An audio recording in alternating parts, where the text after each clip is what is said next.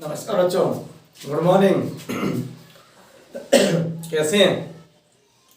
ठीक होंगे आप घर पर?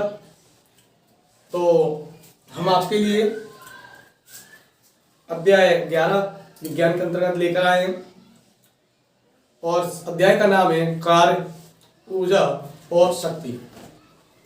तो अध्याय आपका बोर्ड का सिलेबस कम किया गया है, 40% जो किया गया है कम, उसमें से आपका जो ऊर्जा वाला टॉपिक है वो क्या कर दिया गया है, हटा दिया गया है। यह टॉपिक आपको क्या करना नहीं है, पढ़ना नहीं है। और हम दो ही टॉपिकों को पढ़ेंगे, कार्य और शक्ति, वर्क और पावर। देखो कार्य क्या होता है, कार्य वर्क।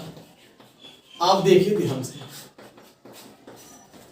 कि दैनिक जीवन में, दैनिक लाइफ जो है, रोजीना की रोजमर्रा के जो काम है, भौतिक विज्ञान को उन ही चीजों से पढ़ते समझते हैं हम। देखियो, आप कुएं से क्या निकालते हो, बाल्टी से पानी निकालते हैं, साइकिल चलाते हो, फुटबॉल खेलते हो, कार चलाते हो, ये सारी ये दौड़ते हो, ये जो वस्तुएं हैं उन पर हमें क्या करना पड़ता है, एक बल लगाना पड़ता है। क्या लगाना पड़ता है? बल लगाना पड़ता है। क्या लगाना पड़ता है? बल, फोर्स लगाना पड़ता है, बल लगाना पड़ता है। बल, अब आपके दिमाग में ये आया सर ये बल क्या होता है? आपने छोटी कक्षाओं में पढ़ा था। बल क्या है? तो किसी वस्तु को क्या करना, धक्का देना या उसको क्या करना, खींचना, क्या कहलाता है? बल कहलाता है। इसे हम F से क्या करते हैं, दर्शाते हैं। ये सारी चीजें हैं। अब आप देखिए कि अगर हमने किसी वस्तु पर क्या लगाया, बल लगाया, और बल लगाएंगे तो उसकी वस्तु की स्थिति में क्या होता है, परिवर्तन होता है। जैसे कि वस्तु मान लो यह थी और हमने इस पे क्या लगाया, बल लगाया, तो ये वस्तु मान लो इधर हुई, इधर खसक कर यहाँ पहुंच। तो ये जो परिवर्तन जो है, इसकी स्थिति में जो परिवर्तन है, ये परिवर्तन ही क्या कहलाता है, हमारा विस्थापन कहलाता है। क्या कहलाता है?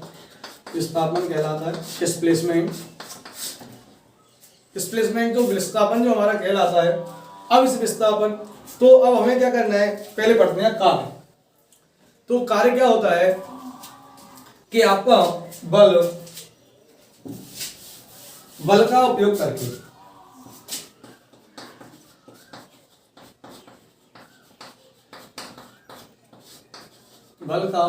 करके किसी वस्तु की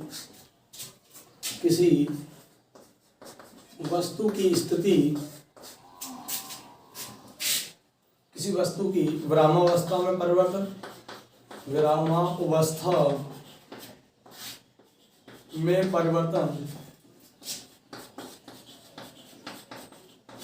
विरामावस्था में परिवर्तन अथवा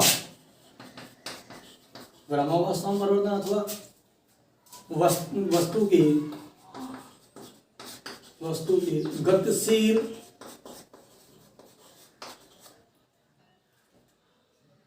वस्तु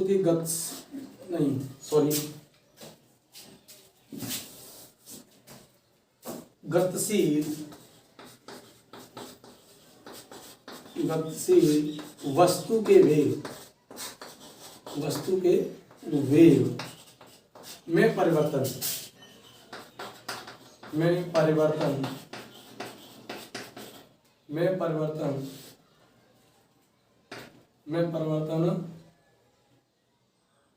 ही क्या कहलाता है, कार्य कहलाता है। ये तो अपनी क्या होगी, अपनी सामान्य परिभाषा हो गई कि बल का उपयोग करके किसी वस्तु की स्थिति, किसी वस्तु की विरामावस्था में परिवर्तन अथवा गतिशील वस्तु के वेग में क्या करना, परिवर्तन करना, ही क्या कहलाता है, हमारा कार्य कहलाता है। ये एक सामान्य परिभाषा है। अब हम बात करते हैं एक वैज्ञानिक तथ्य क्या निकल कर आता है कि कार्य वास्तव में होता क्या है कि किसी वस्तु द्वारा किया गया कार्य, किसी वस्तु के द्वारा, अर्थात किसी वस्तु द्वारा किया गया कार्य, देखो कोई वस्तु द्वारा किया गया कार्य जो है, बल एवं बल की दिशा में विस्थापन के गुणनफल के बराबर होगा, कि गुणनफल के बराबर होता है। तो किया गया कार्य, मान लो कार्य W बराबर F cos S वेक्टर। तो किसी वस्तु द्वारा किया गया जो कार्य है, बल एवं बल की दिशा में विस्थापन के गुणनफल को क्या कहते हैं, हम कार्य कहते हैं। जैसे कि मानो कि अपना ये क्या है, एक समतल है, इस समतल पे क्या है, कोई वस्तु रखी हुई है, इस वस्तु पे हमने माना बल लगाया F, बल लगाकर ये वस्तु यहां पहुंच गई, ये क्या अपना समतल है। तो आपको पता है यहां से लेकर और यहां तक क्या आया, उसके विस्थापन में जो परिवर्तन आया है, यह परिवर्तन ही क्या कहलाता, और इन दोनों का गुणनफल ही क्या कहलाता है, हमारा कार्य कहलाता है। ये तो क्या था, हमारे समतल पे था, क्षैतिज दिशा में था।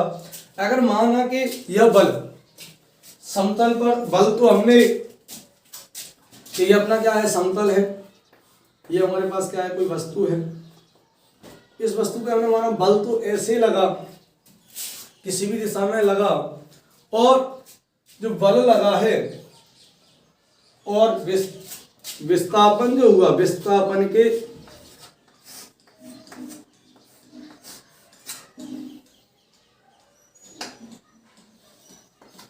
मतलब थीटा कोण पे क्या हुआ, बल लगा और विस्थापन, तो इसका जो घटक, बल का जो घटक कहलाएगा हमारा, वो क्या कहलाएगा, cos थीटा। तो कहने का मतलब मेरा ये है कि हम क्या करें कि वस्तु की दिशा में विस्थापन की दिशा की क्या लगे, किसी थीटा कोण पर क्या हो जाए, वस्तु विस्थापित हो जाए, तो किया गया जो कार्य है वो कार्य क्या होता है। तो देखिए कार्य क्या होगा,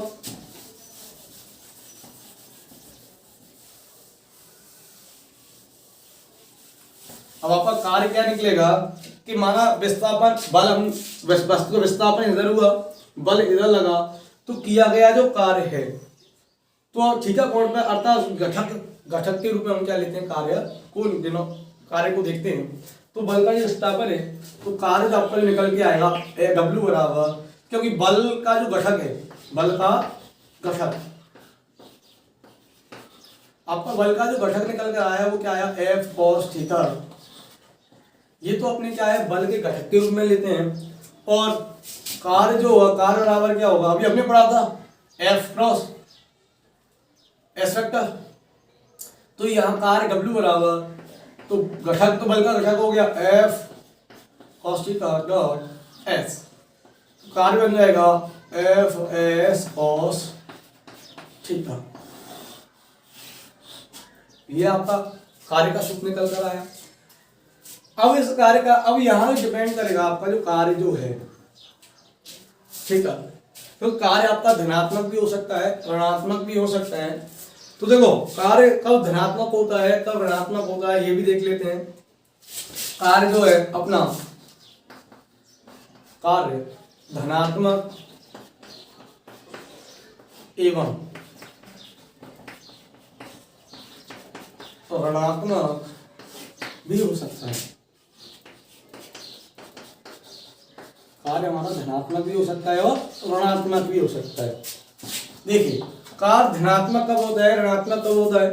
तो देखो कार्य जैसे बल, या तो बल या बल का घटक, बल या बल का घटक विस्थापन की दिशा में हो। जैसे अभी हमने इससे पहले का एक एग्जांपल पढ़ा था आपका कि ये अपना क्या है, समतल है, क्या है, समतल है। ये हमारे पास कोई वस्तु रखी हुई है, इस वस्तु पर हमने क्या लगाया, बल लगाया, और बल लगाया इधर, और विस्थापन भी हमारा क्या हुआ, इधर ही हुआ। विस्थापन भी क्या हुआ आपका, इधर ही हुआ। तो किया गया कार्य, अब हमारा जो कार्य होगा वो कैसा होगा, धनात्मक होगा। तो हमारा कहने का क्या मतलब है कि बल या बल का घटक, बल या बल का घटक विस्थापन की दिशा में ही हो, विस्थापन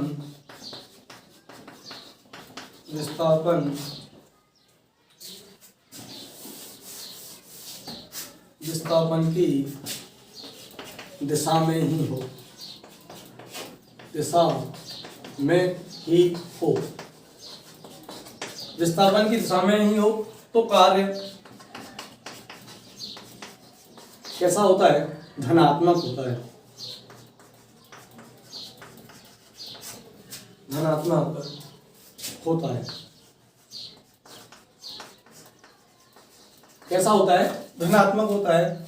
यदि बल, आप अगला देखिए, यदि बल या बल के घटक का विस्थापन की दिशा में की विपरीत दिशा में हो, विस्थापन की दिशा की क्या हो? विपरीत हो। जैसे विपरीत हो, इसका क्या मतलब है? देखिए आप कि हमने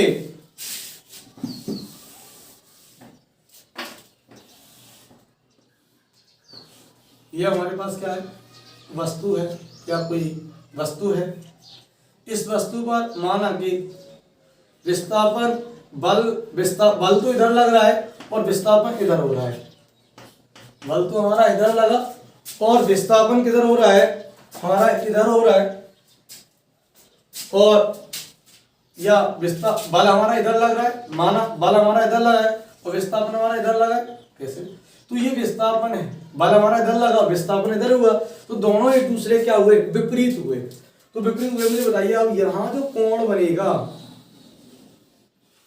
कोण जो होगा आपका वो कितने डिग्री का होगा? 180 डिग्री का होगा।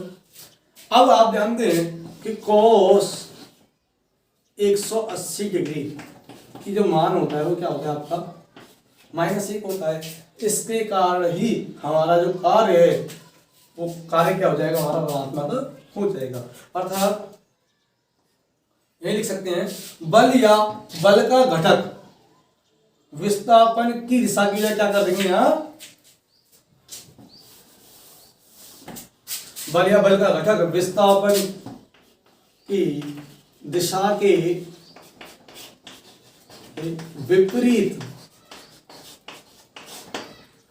विपरीत होता है तो कार्य कैसा होगा? ऋणात्मक होता है। कैसा होता है? ऋणात्मक होता है।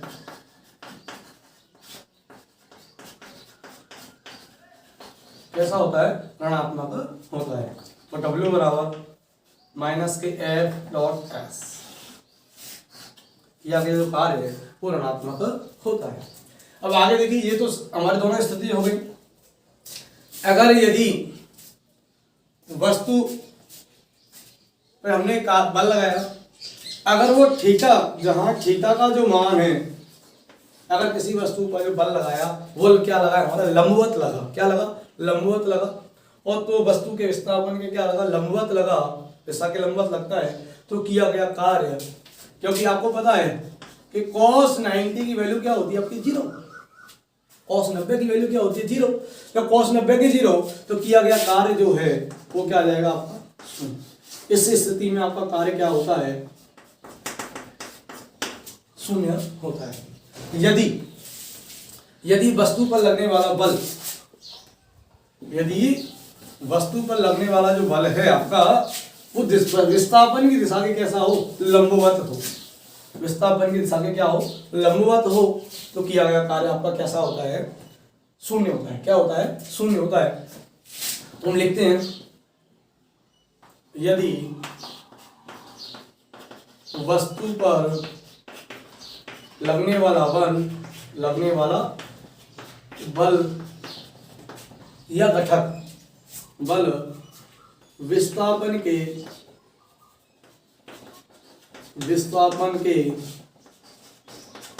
लंबवत हो।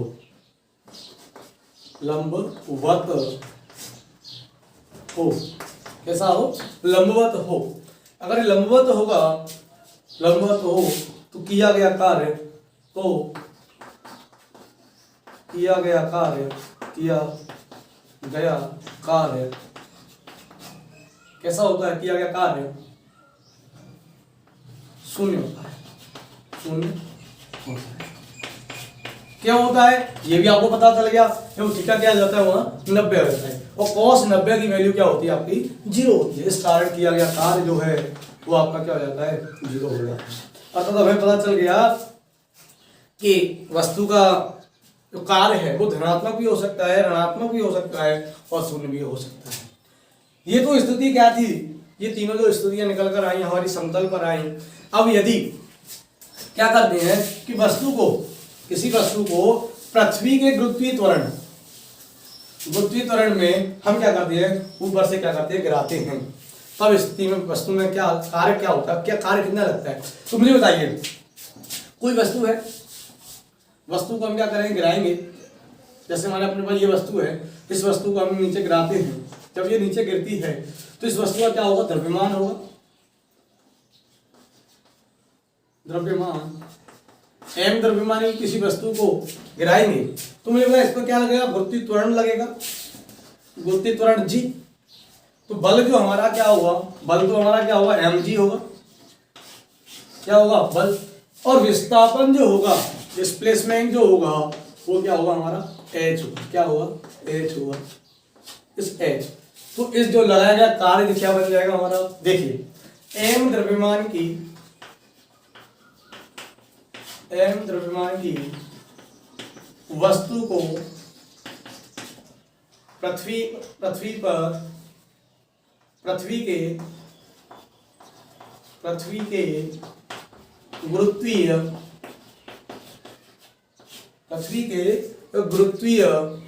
त्वरण में पृथ्वी वस्तु को m द्रव्यमान की वस्तु को h ऊंचाई से, वस्तु को h ऊंचाई से पृथ्वी के गुरुत्वीय त्वरण, पृथ्वी के गुरुत्वीय त्वरण g के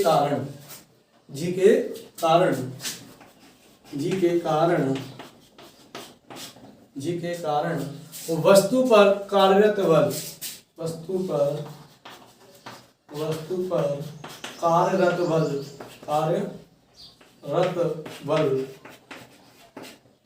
जो था, कार्यरत जो बल होगा वो F बराबर क्या हो जाएगा अपना,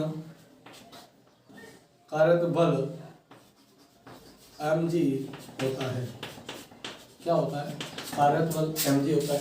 m द्रव्यमान की किसी वस्तु को h ऊंचाई से क्या करते हैं हम गिराते हैं। वस्तु जो है हमारी, ये वस्तु है, इसका जो द्रव्यमान है वो द्रव्यमान क्या है m। m द्रव्यमान की वस्तु को h ऊंचाई से गुरुत्वीय त्वरण g के मध्य अगर हम गिराते हैं तो कार्यरत जो बल है, उस पर लगने वाला बल है वो क्या होता है अपना mg होता है। जब mg बल अपना बल तो क्या हुआ अपने पास mg, और विस्थापन जो है अपने पास वो क्या है, विस्थापन अपने पास क्या है h है, विस्थापन h है। अब देखिए यहाँ जो कोण है, तो वस्तु ये रही और इस वस्तु ऐसे ही जब गिर रही है तो कोण का जो मान है, थीटा की वैल्यू यहाँ क्या होगी आपके लिए 0 होगी। क्या होगी, जब थीटा की वैल्यू 0 है तो cos 0 की वैल्यू क्या होती है 0, सॉरी 1, cos 0 की वैल्यू क्या होती है 1 होती है। तो कार्य क्या बन जाएगा अपने पास, कार्य बराबर Fs cos थीटा, cos 0 की वैल्यू 1, cos 0 की वैल्यू 1। तो देखिए W F का मान क्या होगा mg, S का मान h, S की एक लिख सकते हैं, cos 0 की वैल्यू क्या होगी 1। तो किया गया कार्य क्या हो जाएगा mgs। यदि वस्तु को क्या कहते हैं ऊर्ध्वाधर, कोई वस्तु ऊर्ध्वाधर क्या होती है नीचे की ओर गिर रही हो तो उस पर किया गया कार्य जो है वो क्या होता है mgh होता है। क्या होता है कार्य, क्या होता है अपने पास mgh होता है, क्या होता है mgh। अब देखिए ये अपने पास ये हो गया। अब क्या करते हैं कि माना एक वस्तु जो है वो वर्तुल गति में क्या है, इस तरह वर्तुल का मतलब गति में, इस पर लगने वाला बल तो ये होगा और इस वस्तु का वेग ये होगा। तो लगने वस्तु वर्तुलाकार गति में विस्थापन, गति वस्तु का जो वस्तु पर अविकेंद्रीय बल के लंबवत लगता है, अतः अविकेंद्रीय बल पर कोई भी कार्य नहीं होता है। इस अविकेंद्रीय बल पर कोई भी कार्य नहीं होगा, ये वर्तुल गति होता है। अब पढ़ते हैं कार्य के क्या मात्रक। कार्य क्या पढ़ते हैं अपन? मात्रक। देखिए मात्रक पढ़ने से पहले भी एक बात और पढ़ लेते हैं आपके पास। कार्य एक अदिश राशि है। कैसी राशि है? अदिश। देखिए अदिश राशि है। राशियां दो प्रकार की होती हैं आपकी, एक सदिश और एक अदिश। सदिश राशि में परिमाण के साथ साथ उनके दिशा की भी आवश्यकता होती है, और उन्हें तो क्या कहते हैं? सदिश राशियां कहते हैं। वैसे आप अगली कक्षा में, आगामी कक्षा में पढ़ेंगे। और एक होती है अपने पास अदिश। अदिश राशि में क्या होता है कि केवल सिर्फ परिमाण की आवश्यकता है। हम ये तो नहीं कहते हैं कि 25 वर्ग जो किया है हमने, इतनी इस दिशा में किया, उस दिशा में किया। कार्य तो हमेशा क्या होती है? कैसी राशि होती है? एक अदिश राशि होती है। अब पढ़ते हैं कार्य के मात्रक। कार्य के मात्रक, देखो मात्रक बहुत ही आसान है, हमें रखना नहीं होता है। तो पहली बात तो आप कार्य का सूत्र लिखिए, एफ क्रॉस एस। देखिए एफ क्या अपने पास? बल। अब रही में बल का मात्रक क्या होता है? बल का मात्रक आपके लिए क्या बताया था? न्यूटन। विस्थापन क्या है? एक दूरी तो है, विस्थापन दूरी है, क्योंकि विस्थापन एक सीधी दूरी होती है। तो विस्थापन क्या है अपने पास? एस। इसको किसमें नापते हैं? मीटर। तो हमारे पास मात्रक क्या निकल कर आएगा?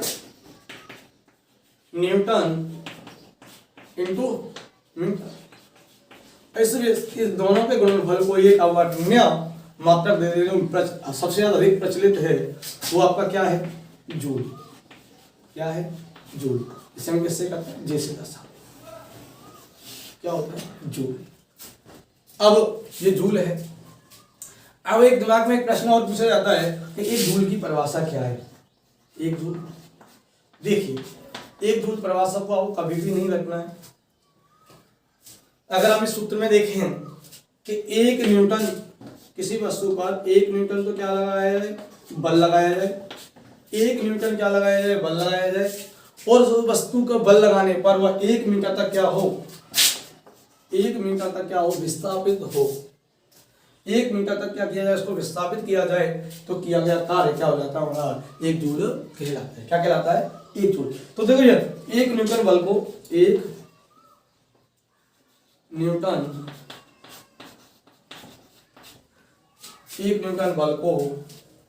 बल के द्वारा, या हम ऐसे भी कह सकते हैं कि 1 न्यूटन बल से किसी वस्तु को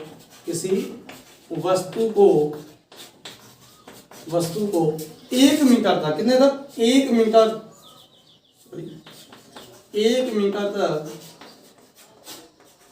तक विस्थापित किया जाए।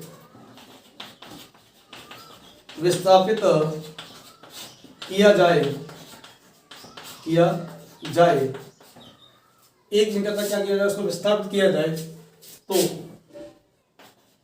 किया गया कार्य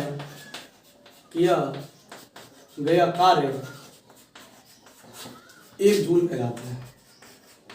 1 जूल कहलाता है। क्या कहलाता है? 1 जूल कहलाता है। तो ये आपके लिए समझ में आ गया होगा, 1 जूल कहलाता है।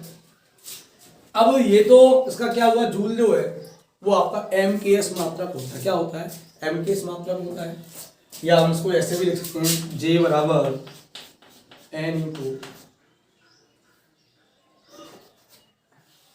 मीटर। क्या है? अपना मीटर है। अब एक बात और आपके समझ में आती है कि न्यूटन इंटू मीटर, ये तो अपने पास कैसा हुआ? एमकेएस मात्रक। देखो मात्रा भी अपने 2 प्रकार के हैं, 2 प्रकार की पद्धतियों में काम में ले जाती है, एक एमकेएस, एक सीजीएस पद्धति। एमकेएस में पद्धति में तो अपने पास आ गया। अब सीजीएस पद्धति में क्या होता है? देखो एमकेएस पद्धति भौतिक विज्ञान में काम में ली जाती है, सीजीएस पद्धति जो अपनी है वो कहाँ काम में ली जाती है? रसायन विज्ञान में काम में ली जाती है। देखिए आपका क्या है? अभी देखिए 1 न्यूटन जो होता है वो 10⁵ डाइन के बराबर होता है। किसके बराबर होता है? डाइन के। ये कौन सी पद्धति के अंतर्गत आते हैं? CGS पद्धति। 1 न्यूटन जो होता है वो 10⁵ डाइन के बराबर होता है। और यहाँ मीटर में काम में लेते हैं दूरी, विस्थापन को हम मीटर में काम में लेते हैं। वहां विस्थापन को क्या किया जाता है? 1 मीटर जो होता है, 1 मीटर जो होता है आपका वो 10⁵2 सेंटीमीटर के बराबर होता है। किसके बराबर होता है? 10⁵2 सेंटीमीटर के बराबर होता है। जैसे हम 100 सेंटीमीटर बोलते हैं, क्या बोलते हैं? 100 सेंटीमीटर बोलते हैं। तो देखिए, तो आपका संबंध जो निकल कर आएगा वो क्या निकल कर आएगा? W बराबर कार्य तो वही है, बल इंटू विस्थापन।